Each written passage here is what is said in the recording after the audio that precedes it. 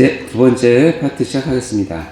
이제 선지자와 제사장의 전반적인 이야기를 말씀드렸고, 다음에 구약의 대표적인 세 가지 직임 중에 하나인 왕직을 보도록 하겠습니다. 자, 왕직은 뭐냐면 하나님으로부터 권세를 위임받아서 피조물과 성도들을 통치하는 한 거예요. 그러니까 하나님의 대리 통치자 역할을 하는 것이 왕직이죠.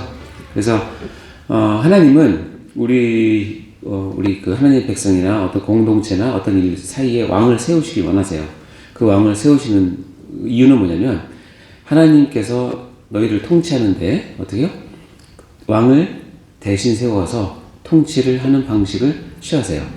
원래는 그 방식은 하나님 기뻐하시는 방식은 아니에요. 직접 통치하기 원하시지만 이스라엘이 왕을 원하잖아요. 다른 이방인들은 다 왕이 우리 왕이 없다고 해서 그래서 이제 왕직이 시작되긴 했지만, 그러나 왕이라는 말이 없더라도 하나님은 하나님의 공동체를 이끌어감에 있어서 하나님의 권세를 위임받은 리더를 세우는 방식은 하나님의 방식이에요.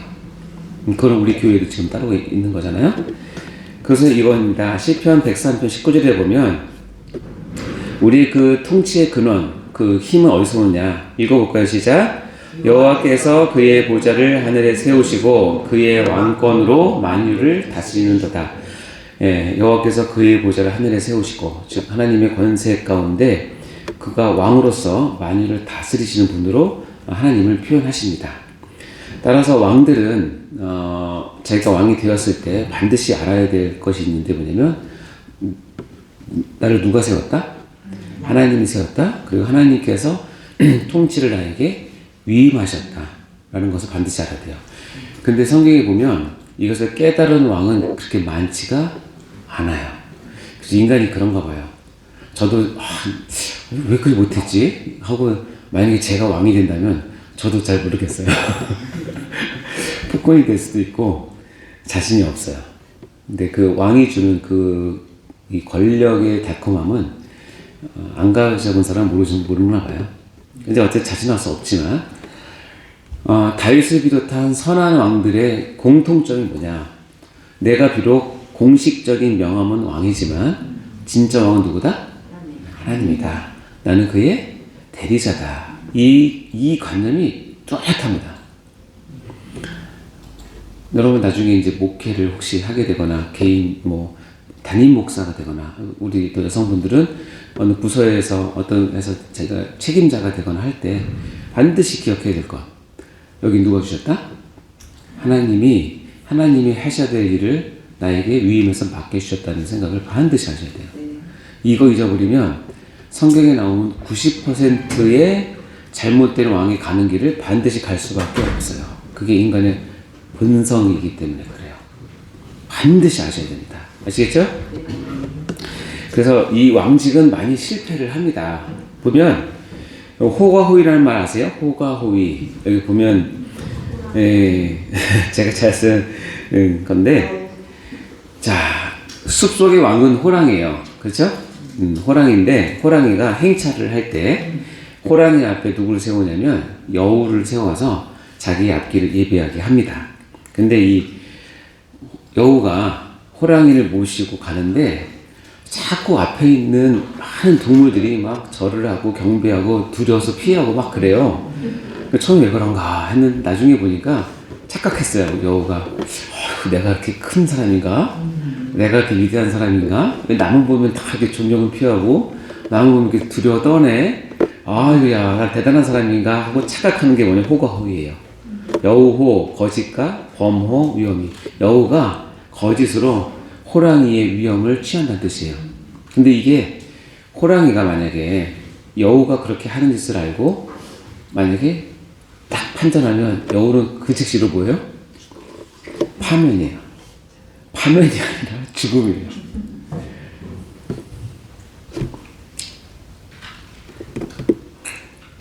여기 가운데는 그런 분은 없겠지만 교회를 섬김에 있어서 호가호위를 하면 절대 안 됩니다. 절대 안 됩니다. 패가망신뿐만 아니라 자기가 하나님 앞에 설 때 깨달을 거예요. 내가 잘못 생각했구나. 내가 하나님 주신 이 귀한 기회를 호가호위 하려고 썼구나. 그거 깨달고 나면 늦어요. 절대 하시면 안 됩니다. 반드시 기억하셔야 됩니다. 자, 구약의 대표적인 직임 세 가지, 선지자, 제사장, 왕직이 있습니다. 이 세 직분의 공통점이 뭘까요? 네, 하나님이 보내셨어요. 맞습니다. 근데 그것을 드러내는 표징이 있어요. 뭐냐면 기름을 부음을 받은 직이에요. 이 세 직분은 자기가 원해서 자원해서 할 수 있는 직이 아니에요. 자기가 시험 봐서 패스해서 할 수 있는 직이 아니라 하나님께서 허락을 하셔서 허락하신 징표로 뭐냐면 이 세 직분은 기름을 부어서 세워요. 이해되시죠? 그래서 이 세 직분의 공통점은 기름 부음을 받아야만 할 수 있는 직이다. 하나님께로부터 온 고유한 사명이다. 왜냐하면 하나님이 자기의 백성을 사랑하고 통치하고 다스리기 위해서 세운 직이니까. 근데 이 기름 부음 받은 자라는 뜻이 바로 그리스도라는 뜻이에요. 여러분 다 아시겠지만, 그래서 이 그리스도란 말 자체는 기름 부음을 받은 자라는 뜻이에요. 그래서 우리가 이제 어떻게 할 수 있냐면 구약의 선지자, 제사장, 왕을 기름 부음을 받은 직인데, 이것이 그리스도, 그 뜻은 뭐냐면 기름을 부음 받은 자에게 이것이 전부 다 모이게 돼요. 구약은 세 개의 직임이 있었지만 이 세 개의 직임은 뭐냐면 앞으로 오실 메시아 그리스도가 하실 일에 대한 예표예요. 그리스도는 선지자로서 오셨다. 그리스도는 제사장으로 오셨다. 그리스도는 왕으로 오셨다를 구약 내내 수천 년의 기간 동안에 이걸 계속 보여준 거예요. 그러니까 그 자체는 어떻게 보면 본질이 아니라 그림자죠. 본질은 뭐냐면 이 세 개의 직분을 한 몸에 받으신 기름 부음 받은 자라는 뜻의 메시아 그리스도가 와서 얻는 직이 바로 받을 직이 바로 그리스도의 삼중직이라고 얘기를 합니다. 그리고 더 나아가서 이 그리스도의 삼중직은 그리스도가 이 땅에서 오셔서 죽으시고 부활하시고 승천하신 후에 자기의 분신처럼 남겨놓은 게 있어요. 그게 뭐냐면 교회예요. 이 교회로 자기가 받은 이 세 가지 직임을 그대로 넘기셨어요. 이 과정을 이해하는 것이 성경 전체를 이해하는 핵심이고, 그리스도가 왜 이 땅에 오셔서 세 개의 직분을 감당하시는지를 우리가 알 수 있는 거죠. 자, 그래서 이렇게 정리할 수 있겠죠. 중보자의 삼중직, 구약의 하나님과 백성 사이의 중보자를 하는 세 개의 직분은 그리스도의 한 몸의 삼중직으로 왔고, 이 삼중직은 예수 그리스도께서 자기의 몸으로 남기신 교회에게 이 세 가지 직분을 다 넘겨주셨다. 이것이 오늘 배울 핵심 내용입니다. 자, 요한복음 17장 18절에 보면 그럼 그리스도의 몸된 교회를 어떻게 유임했느냐 읽어볼까요? 시작. 아버지께서 나를 세상에 보내신 것 같이 나도 그들을 세상에 보내었고, 하나님 아버지께서 구약을 통해서 세 개의 직분을 세우셔서 하나님 백성을 다스리고 통치하셨는데, 예수 그리스도를 이 땅에 보내신 것은 뭐냐면 세 개의 이 직분을 너에게 한 몸에 위임하려고 보낸 거예요. 이거랑 같이, 제가 누누이 강조하지만 여러분 성경책을 읽다가 같이라는 단어가 나오면 동그라미, 별표, 형광펜 해놓으시고 앞뒤를 한 번만 더 읽어보세요. 이 안에는 엄청난 비밀이 숨겨 있어요. 아버지가 예수 그리스도를 보내신 것과 같이예요. 나도 그들 누구예요? 제자들이고 1차적으로 2차는 뭐예요? 교회죠. 나도 교회를 세상에 보낼 때는 같이 보내는 거야.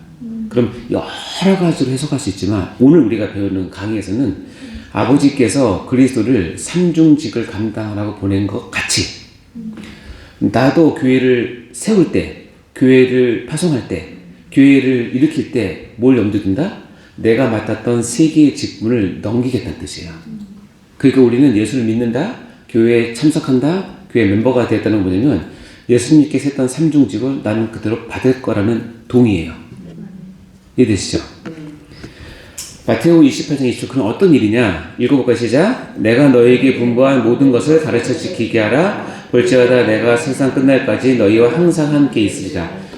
이 내용이 뭐냐면 내가 너에게 분부한 모든 것을 가르쳐 지키게 하는 것이 바로 예수님께서 교회에게 원하시는 거예요. 이 내용에 포함된 것이 뭐냐면 내가 이 땅에 와서 공생의 기간 동안에 했던 세 개의 직임을 내가 너에게 다 가르쳤으니 너도 가서 가르쳐서 지키게 해라. 그래서 이것을 사도행전 이렇게 얘기합니다. 오직 성령이 너에게 임하시면 너희가 권능을 받고 예루살렘과 온 유대와 사마리아 땅 끝까지 이르러 내 증인이 되는 걸 얘기하는 거예요. 내 증인은 뭐냐면 예수님 믿어요 이게 아니라 예수님께서 어떤 일을 이 땅에 했는지 내가 그거를 내 몸으로 내 삶으로 내 말로 드러내는 걸 얘기하는 거예요. 뭘 드러내냐면 내가 선지자로서 사는 거예요. 내가 제사장으로 사는 거예요. 내가 위임받은 왕으로 사는 거예요. 이것이 증인이 된다고 얘기하는 거예요. 단순히 예수님을 인정한다는 뜻이 아니라 거기에만 그치는 것이 아니라. 자, 이게 이해가 됐으면 이제 정리를 해볼까요? 이것은 여러분이 반드시 특별히 사역하시는 분들은 이거를 반드시 아셔야 돼요. 하나님께서 천지를 창조하시고 온 우주의 질서를 가운데 창조에는 하나님의 진리와 지혜를 가지고 다스리시고 거기에는 성결과 거룩을 보존하게 하시고 그것을 통해서 통치와 보호를 하셨어요. 이것이 구약시대에 와서는 성문화된 율법을 통해서 선지자를 세우셨고 진리와 지혜를 위해서 그다음에 성결과 거룩을 위해서 제사장을 세우셨고 그리고 통치와 보호를 위해서 왕을 세우셨어요. 이 세 식구를 하나님께서 기름 부어 세우게 함으로 그 당시 그 시대의 하나님의 백성들을 다스리는 하나님의 방식이었단 말이죠. 이것이 이제 드디어 때가 차매 예수 그리스도께서 우리 구주에 오셔서 그리스도의 한 몸에 선지자와 제사장과 왕직을 한 몸에 받으신 거예요. 그래서 그 일을 이루신 거예요. 그리고 금방 배웠지만 그리스도는 교회에 어떻게 해요? 이거를 넘기셨어요. 그래서 그리스도의 몸된 교회라고 할 때는 뭐냐면 실제로 우리 교회가 그리스도의 몸과 같은 역할을 하는 거예요. 어떤 역할? 선지자와 제사장과 왕직을 감당했던 그 역할을 하는 걸 얘기하는 거예요. 이해되시죠? 자, 그러면 이제 하나씩 이렇게 할까요? 그리스도는 선지자직으로 일하셨다. 그리고 선지자직을 볼까요? 자, 선지자는 아까 금방 말씀드린 것처럼 하나님께서 보내셔서 백성에게 가서 자기가 하고 싶은 말을 하는 것이 아니라 하나님께 보내신 말을 하는 직을 선지자직이라고 얘기해요. 자, 성경에서 근거로서는 이렇게 얘기합니다. 신명기 18장 15절에 보면 모세가 이렇게 얘기합니다. 내 하나님 여호와께서 너희 가운데 내 형제 중에서 너를 위하여 나와 같은 선지자 하나를 일으키니 이걸 썼을 당시에는 이 나와 같은 선지자 하나가 누구인가를 구분이 많겠지만 잘 몰랐겠지만 계시가 완성된 지금은 나와 같은 선지자 누구예요? 예수님 얘기하는 거예요. 모세가 후에 나와 같은 선지자 역할을 감당할 한 분을 세우실 건데 그분 말 잘 들어라. 누구냐면 나와 같은 선지자라는 예수님을 뜻하는 예언이에요.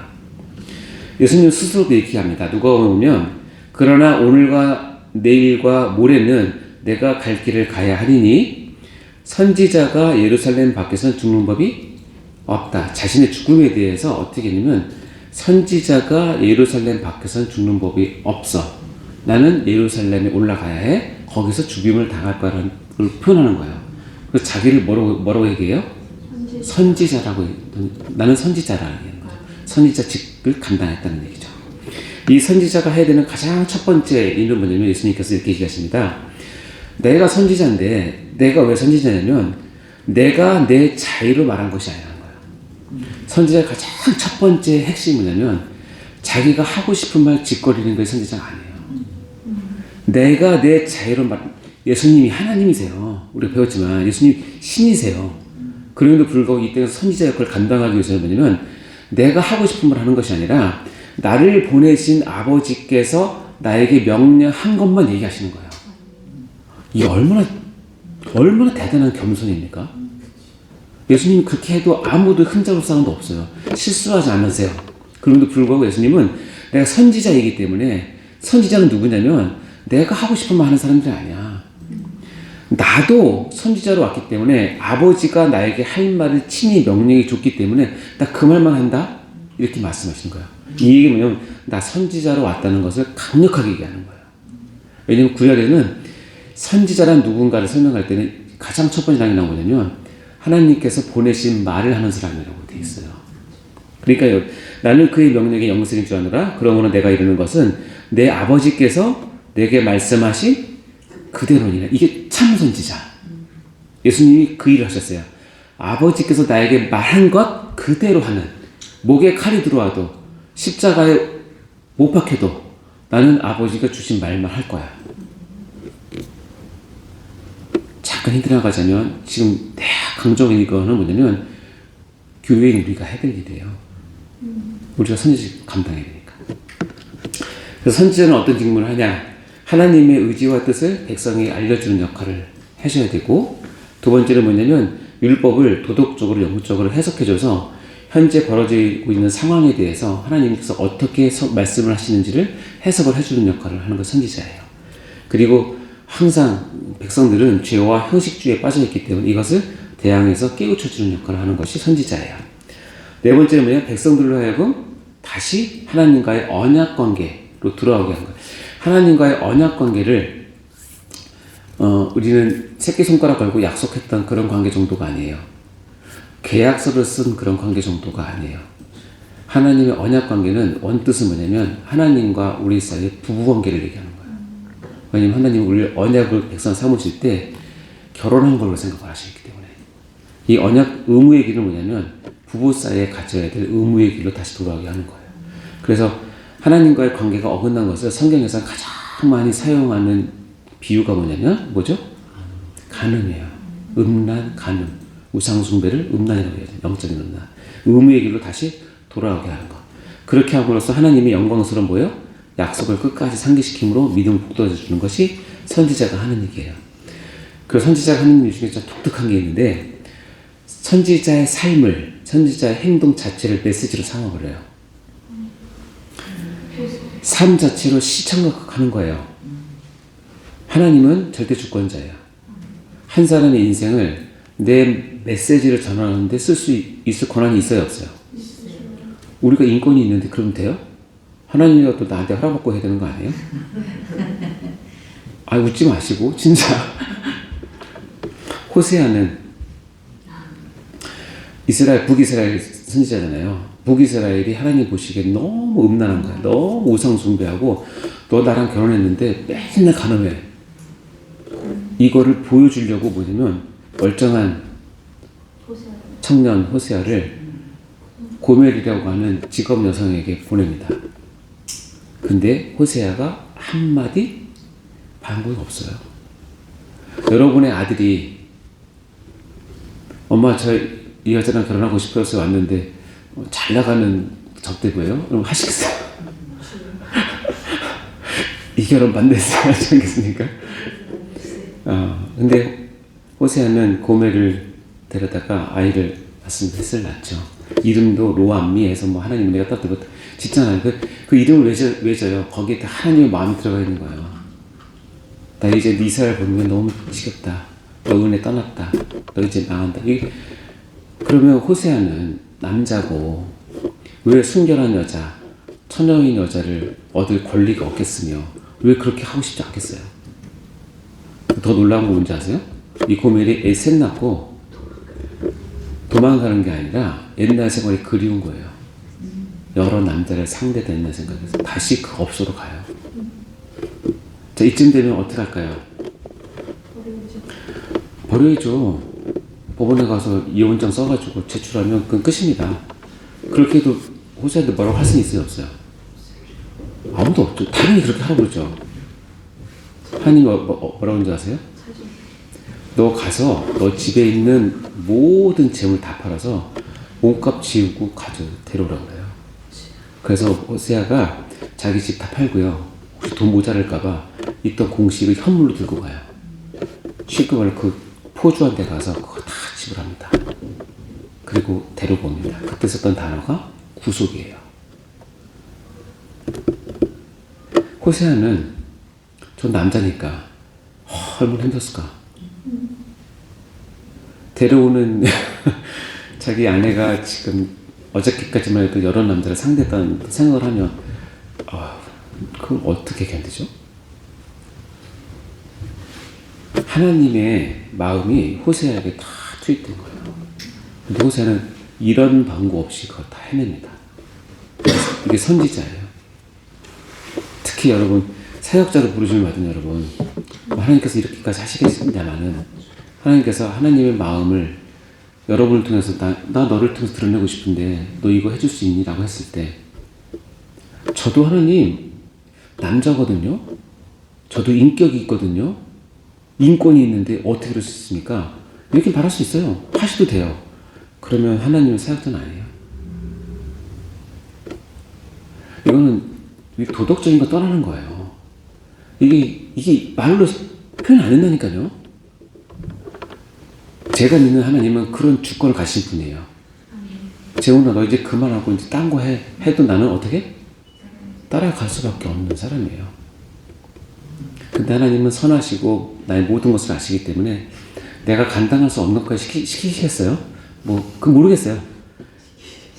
시켜? 남의 얘기라고 너무 시키는 거 아니에요? 에레미야, 에스겔도 할 얘기가 많지만 에레미야 3도 마찬가지예요.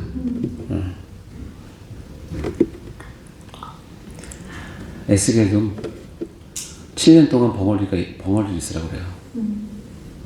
그러면서 중간에 네 아내가 오늘 저녁에 죽을 건데 너 울지 마. 내가 이스라엘에 대해서 하는 마음이 그 마음이야. 그 아침에 그 말 하시고 저녁에 아내가 죽어요. 근데 에스겔이 안 울어요. 잘됐다고 생각했을까? 이로 말할 수가 없어요. 선지자는 하나님이 특별히 세운 사람이에요. 하나님의 뜻을 보여주기 위해서. 교회가 선지자 역할을 감당하는 것, 이걸 얘기하는 거예요. 그럼 선지자직으로서 교회의 임무는 뭐냐? 역사가 진행된 이래로 진짜 선지자와 가짜 선지자는 반드시 있습니다. 진짜 목사와 가짜 목사가 있고, 진짜 성도와 가짜 성도가 있고, 진짜 전도사와 가짜 전도가 있어요. 이거는 피할 수 없는 현실이에요. 그럼 진짜와 가짜의 차이, 뭐가 진짜 가짜일까요? 이걸 이해하기 위해서는 한 가지, 이걸 이거 잠깐 들어가는 건데, 선지자는 영어로 이렇게 쓰고 프로페시라고 얘기합니다. 선지자가 해야 될 여러 가지 임무 중에서 미래 일을 예언하는 것을 예언이라고 얘기해요. 프로페시라고 하는데, 이 예언은 선지자가 해야 될 일 중에서 한 5%도 안 돼요. 예언, 즉 앞으로 네가 뭐 될 것이다, 어떻게 그 미래를 예언하는 거 있잖아요. 근데 선지자 또는 예언자라고 같은 말인데 영어로 같아요. 근데 예언자 할 때 예언은 위에 말한 미리 말하는 뜻이 아니라 밑에 말한 예언자예요. 다른 말로 대언자라고 그래요. 그 예언자, 즉 말씀을 맡긴 사람이라는 뜻이에요. 이 예자가 뭐냐면 예금할 때 예자예요. 여러분이 그렇게 좋아하는 통장 예금. 통장에 돈을 넣는 거잖아요. 예언자는 뭐냐면 하나님께서 나에게 내 입에 하나님의 말씀을 맡겨놓은 거예요. 그것을 예언자라고 얘기를 해요. 그 선지자라고 얘기하고. 여러분이 열심히 벌어서 1,000만 원을 어느 은행에 맡겼어요. 맡겼는데 내가 정말 급한 일이 있어서 은행에 가서 내가 맡긴 1,000만 원 주세요 했는데 이 은행이 안 줘. 이리 핑계 저리 핑계 대고 안 주려고 그래. 하루 이틀에서 안 줘. 그럼 어떻게 하시겠어요, 여러분? 은행이 불질러요? 그런 일이 있으면 안 되죠. 고소를 하든지 고발을 하든지 할 거 아니에요? 왜? 내 돈을 맡겼는데, 맡겼다는 뜻은 뭐예요? 필요할 때 꺼내셔야 되는데, 예언자는 뭐냐? 선지자는 예언자거든요. 하나님의 말씀을 맡겼어요. 그럼 어떻게 해요? 필요할 때 나와야 되는데 입 닦는 거예요. 이게 가짜 예언자예요. 가짜 선지자. 성경은 계속 얘기합니다. 신명기에 보면 내가 그들의 형제지만 너와 같은 선지자 하나를 두는데 이 선지자의 가장 첫 번째 임무는 뭐냐면 내 말을 그 입에 두리니예요. 선지자는 내 말을 그 입에 둔 사람이에요. 가짜는 누구냐? 어떤 선지자가 와서 내가 전하라고 명령하지 않은 말을 즉 자기 마음대로 내 이름을 빙자해서 또는 다른 신들의 이름을 빙자해서 말하는 것을 거짓 선지자라고 얘기를 하는 거예요. 차이를 아시겠죠? 그래서 신명기 이렇게 합니다. 그러면 우리가 어떻게 합니까? 이 사람이 선지자인지 진짜인지 가짜인지 어떻게 합니까? 외모를 보고 합니까? 키를 보고 합니까? 뭘 보고 합니까? 진짜 선지자는 여호와의 이름으로 말한 일에는 증언함과 성취함이 있어요. 근데 가짜 선지자는 그것이 없어요. 없으면 가짜인 걸 알라는 거예요. 하나님께서 그렇게 말씀하셨어요. 예레미야에 보면 이렇게 나옵니다. 이 가짜 선지자들에 대한 얘기인데 세 번째 보면 그들이 말하는 묵시는 자기 마음으로 말미암는 것이에요. 얼마나 많습니까 요즘에? 자기 마음껏 하고 싶은 말을 하는 여호와의 이름을 빌어서 심지어는 성경책을 빌어서 하고 싶은 말을 그 사람을 가스라이팅하고 조절하고 자기 공동체를 자기 뜻대로 잇고 싶은 그 욕심 때문에 하나님께서 주신 말이 아니라 자기가 마음에 있는 말을 하는 사람이 너무 많아요. 교단을 떠나서 여러분이 그런 사람 되시면 안 돼요. 반드시 하나님 칭찬하십니다. 항상 그들은 나를 멸시하는 자들에게 이르기를, 그러니까 하나님을 멸시하고 하나님을 안 따르는 사람들에게 평안하다, 너 잘한다, 너 최고다 이렇게 해주는 사람들이, 그러니까 하나님이 너무 답답한 거죠. 그러면 자기 마음이 완악한 대로 행하는, 자기 멋대로 행하는 사람들한테 뭐라고 얘기하냐면 절대로 하나님의 재앙이 너에게 임하지 않아. 너희들 잘 될 거야. 걱정 마. 거짓 평안을 선포하는 이 거짓 선지자들의 대표신 거예요. 선지자 예레미야가 선지자 하나냐와 붙었어요. 선지자 예레미야가 진짜 선지자, 하나냐가 가짜 선지자. 예레미야가 얘기합니다. 여호와께서 너를 보내지 않았는데 너 왜 선지자 노릇하니? 그렇게 얘기해요. 그러면서 여호와께서 이렇게 말씀하셨는데 너 이제 여호와께 폐역한 말을 했으니까 금년에 죽을 거야 했는데 선지자 하나냐가 그의 7째 달에 죽었어요. 이게 하나님께서 심판하세요. 두려운 말이에요. 그래서 예레미야는 이렇게 외칩니다. 읽어볼까요? 시작. 이 땅에 무섭고 놀라운 일이 있도다. 선지자들은 거짓을 예언하며 지사장들은 자기 권력으로 다스리며 백성은 자기 것을 좋게 여기니 마지막에는 너희가 어찌하려냐. 이게 예레미야 선지자가 눈물을 흘리면서 했던 얘기예요. 정말 무섭다, 무서워. 너희들 평안하다고 하지 선지자들은 거짓을 예언해. 제사장들은 아까 얘기했지만 그 제사를 빌미해서 그 종교적인 권력을 가지고 백성들을 다스려.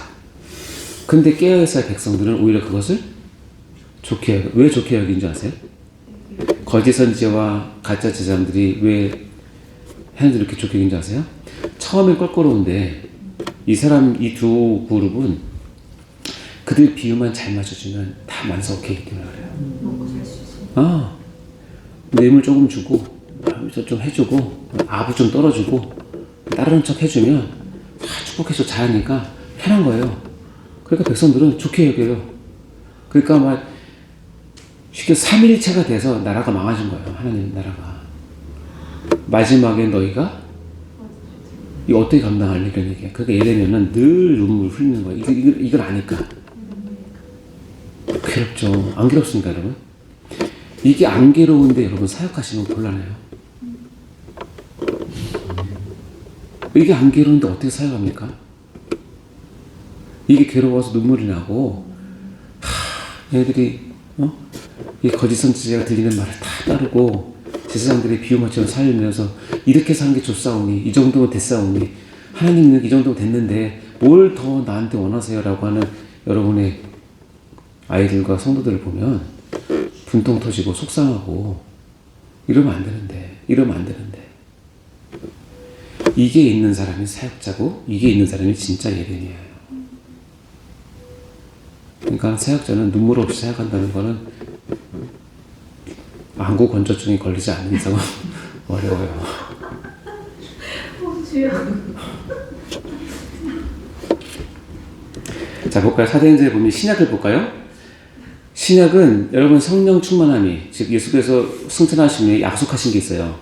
내가 올라가야 너희한테 유익한데, 왜냐면 성령이 오셔야 너희가 이제 제대로 뭘 할 수 있다? 하나님을 할 수 있는데, 성령이 오시자마자 했던 일이 뭐냐면 병 나는 일이 아니에요.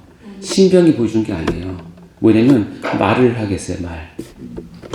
이 당시 이제 말은 방언이라고 되어 있지만 이 방언은 우리가 지금 하는 방언은 좀 달라요. 왜냐면 진짜 로마어, 진짜 그리스어, 진짜 아프리카어를 있는 그대로 했는데 그 사람들이 놀랐어요.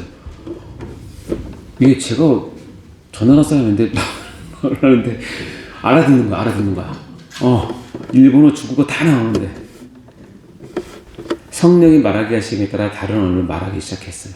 이게 성령께서 교회에게 선지자 직분을 부여할 때 했던 첫 번째 일이 뭐냐면 말을 하게 하는 거예요. 말을 하게. 무슨 말이냐면 밑에 나오시면 하나님의 큰 일을 말하게 하는 거예요. 하나님의 큰 일이 뭐예요? 하나님의 구원. 그렇죠. 우리를 다스리심. 웰컴. 네. 하나님께서 우리를 어떻게 쓰실지를 성령이 충만함을 통해서 말을 하기 시작하면서 선지자의 역할을 시작하게 하신 거예요. 그럼 교회는 선지자 역할을 감당할 때 제가 첫 번째 받은 게 뭐냐면 말을 하는 거예요. 잡다만 한 뜻이 아니라 하나님께서 하라고 하는 말을 해내는 게 교회의 첫 번째 임무고 성령께서 첫 번째 오셔서 우리에게 부여한 게 뭐냐면 말하게 하는 거예요. 왈라왈라 방언 얘기하는 게 아니에요. 이거는. 그런 의미보다 훨씬 더 깊은 의미겠습니다. 사도행전 4장 16절 17절 보면 베드로와 요한이 이제 전하다가 너무 사람들이 많이 모이니까 어떻게 해요? 유대인들이 잡아다가 옥에 가두고 이렇게 합니다. 이 사람들을 어떻게 할까? 그들로 말미암아 유명한 표적이 나타난 것이 예루살렘에 사는 모든 사람에게 알려졌으니 우리도 변할 수 없는지라 이것이 민간에 더 퍼지지 못하게 그들을 위협하여 그 후에는 이 이름으로 아무에게도 뭐하자? 말하지 말게 하자. 교회에게 말하지 말게 하는 게 사탄이 갖고 있는 제일 첫 번째 임무예요. 야, 교회에 돈 좀 줘. 병도 낫게 해줘. 승진도 하게 해줘. 다 성취하게 해줘. 하지만 말하지 말게 하자. 하나님의 복음과 하나님의 큰 일을 말하지만 않으면 다 줄게. 이게 사단의 첫 번째 전략이에요. 이거에 홀딱 넘어가서 하나님 주신 말을 안 하고 예금을 했는데 말씀을 받았는데 그거에 정신 팔려가지고 돈 버느라 직장 다니느라 자기가 성취하느라 팔려가지고 진작 해야 될 말을 안 하고 거기에 정신 팔려 있는 게 구약에서 말한 가짜 선지자의 대표적인 거예요. 주요 한도 해결되지 않아요. 말을 해야 됩니다. 그러니까 어떻게 돼요? 그들을 불러서 베드로와 요한한테 이렇게 얘기합니다. 도무지 예수의 이름으로 말하지도 말고 가르치지 말라라고 정면으로 압박을 합니다. 근데 베드로와 요한의 대답이 너무 멋있죠. 하나님 앞에서 너희 말 듣는 것이 하나님의 말씀 듣는 것보다 옳은가 뭐하라? 판단하라. 우리는 보고 들은 것을 말하지 않을 수 없다. 이게 교회의 선지자직을 가진 모습이에요. 나 말 아직 못 배긴다. 예레미야가 그랬죠. 너무 속상하니까 자기가 말하면 아무도 안 들으니까 왕부터 시작해서 모든 신하 모든 백성이 자기를 괴롭히고 막 돌 던지고 귀찮게 하니까 힘들게 하니까 하나님 난 더 이상 안 하겠습니다. 더 이상 저한테 말씀하지 마세요 하고 들어가 누웠는데 어떻게 돼요? 심령이 불타는 것 같아서 나와서 눈물 닦고 또 얘기하는 거예요. 이게 선지자. 이게 교회가 하는 일이에요. 이걸 놓치면 교회는 진짜 중요한 무너져. 그리스도의 제사장직에 대해서 시간이 몇 분 됐어요? 예. 세 번째 대해서 나왔습니다.